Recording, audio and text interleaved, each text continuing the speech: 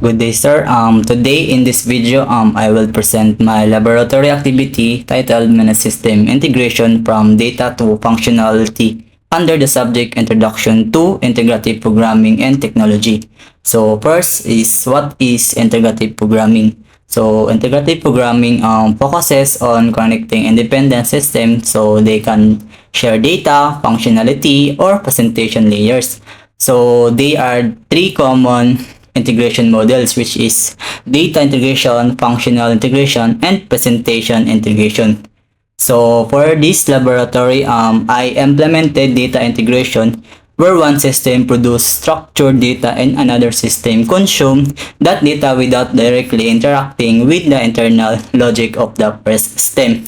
So first, what is data integration? So data integration is allows system to remain independent while still sharing information. To demonstrate this concept, I created two small subsystems.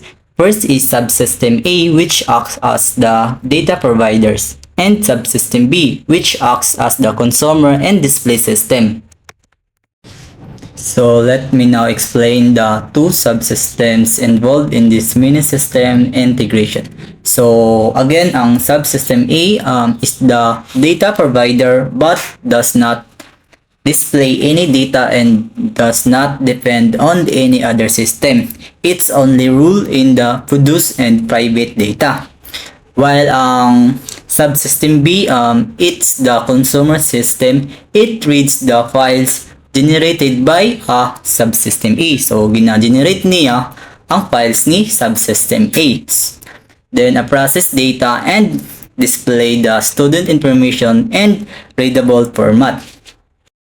I will now demonstrate how the two subsystems are integrated.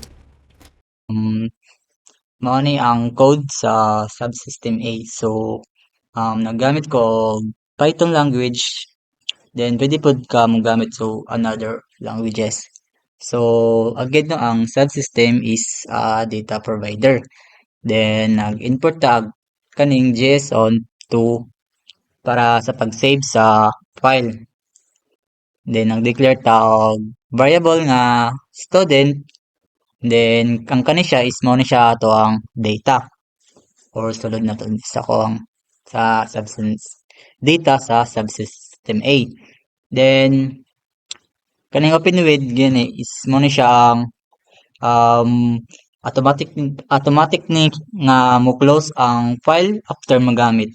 Then, safe og limpyo pod ang coding style. Then, kaning F, WDI, I mean, so kani siya is meaning ana is write mode. Then, kaning F is as if ang file nga muna siya ang file nga gi-represent sa variable. So F. Then print. So if kung error na to ni siya is ang mugawas ana is kuan mo add na siya og file which is kaning JSON file. So mo kuan siya ba mo di bali mo generate siya into another file. Let's say for example, i-run na to. So ara. So nag-generate siya another file no. So di ba mo ni atong data gani sa subsystem A. So ara. So iyang gi-generate into another file which is kani. Then next is sa kuan na po ta subsystem B. So si subsystem B is siya naman ang mo read katong file nga student tong kuan god katong subs kani. So siya mo read ato then nga iba gi-create to ni subsystem A then iyan nang i-display ang student list on the screen. So pag i-run nako so mugawas tong kani which is kani pag i-run mugawas nako. Pag i-run nako si subsystem B so mugawas ni siya sa output. Then student nga then i-display na niya o atong student nga data so that confirm that subsystem B successfully consumed data produced by subsystem A. So like for example, if i-run na to ni siya, so ara. So di ba na iyang gi-read or iyang gi-display ang data sa subsystem A.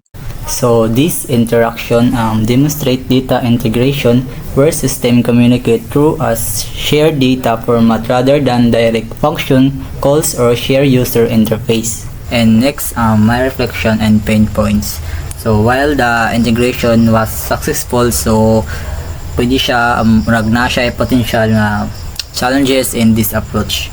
One is possible issue is data format dependency. So if ang subsystem A is nag-change siya nga og structure of the JSON files such as remaining as failed or removing data, so ang subsystem B may fail or produce incorrect result.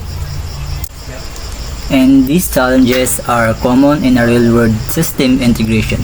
So when we say real-world, no, pwede sab ni siya ma-apply in a real-world. So let's say for example, in a school, so di ba naana sila yung mga enrollment system nga where student nga information is entered and stored. These include data such as student names, student ID, course or grade level o etc. Like priya sa tong data ni subsystem A. So last is conclusion.